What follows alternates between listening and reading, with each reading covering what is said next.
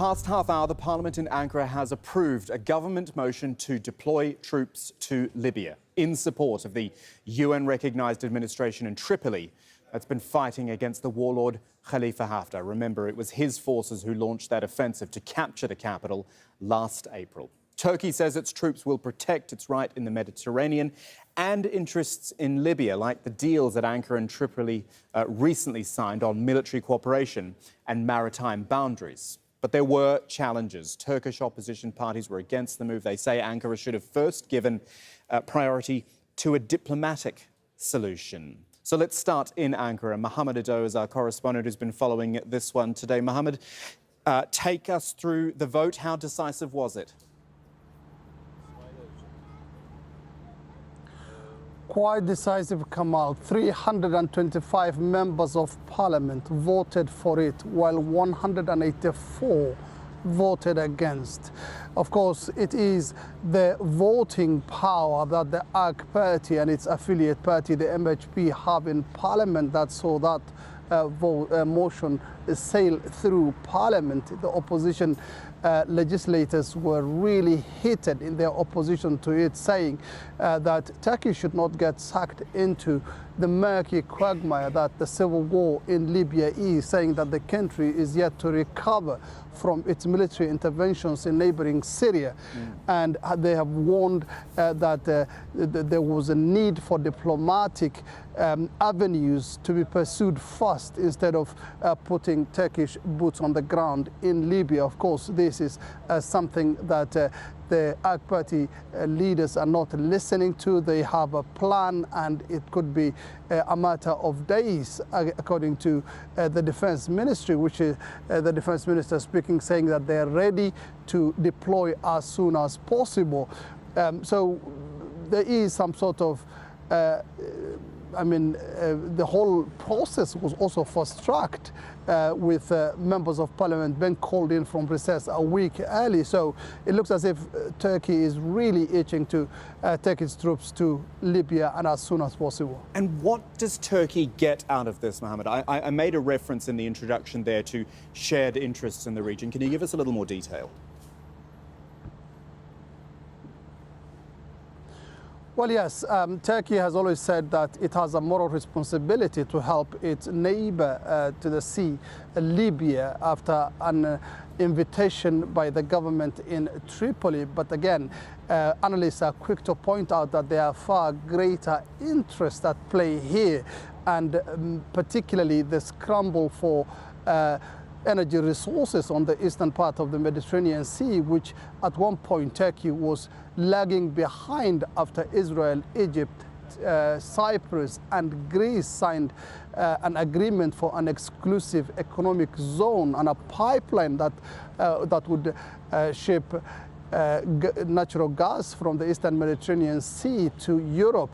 Now, with that agreement, the maritime boundary agreement that Turkey has signed with Libya, it gives it a huge leeway and really increases its chances of also pursuing natural resources in the Mediterranean Sea, and also makes for the other camp quite difficult to wish Turkey away, because it will be controlling a huge part of the eastern Mediterranean Sea, and particularly because it has a very long coastline on the Mediterranean side. So knowing very well that if Haftar comes to power in Tripoli, given the advances he's been making in recent days and weeks, they know that deal will be off the table, and that is something Turkey is really keen to protect and see the continuation of the government of national accord staying in power in Tripoli.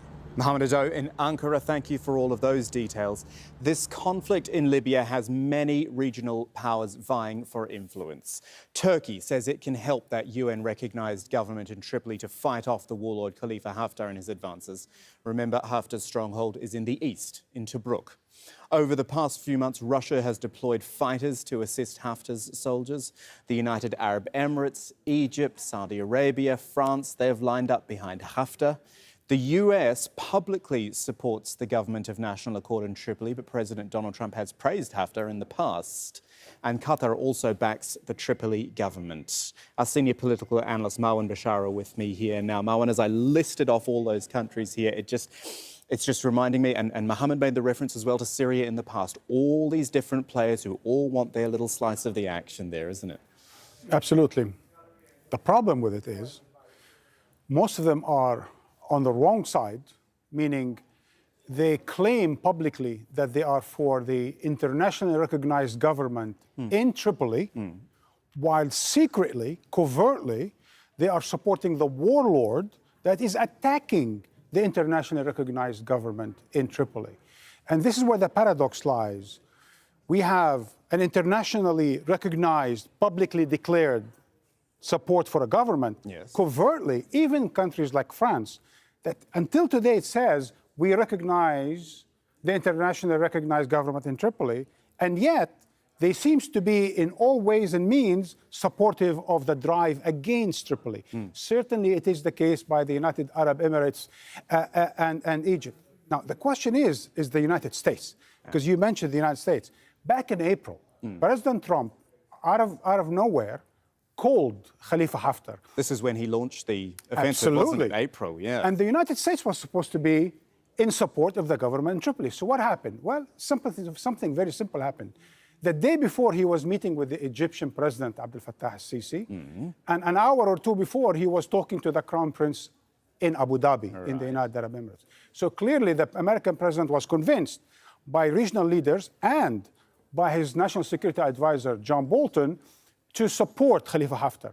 But since then, things have changed. The United States today is taking a bit more of a hands-off, if you will, approach, not exactly in support of Haftar. And so now that we have this vote in Turkey where the troops will be going, and how much of a game changer is that? Because Turkey doesn't go into military action lightly, and it is a strong military force. How much does it change the game in Libya? Absolutely. This is neither suicidal move on the part of Turkey, nor is it altruistic totally by Turkey.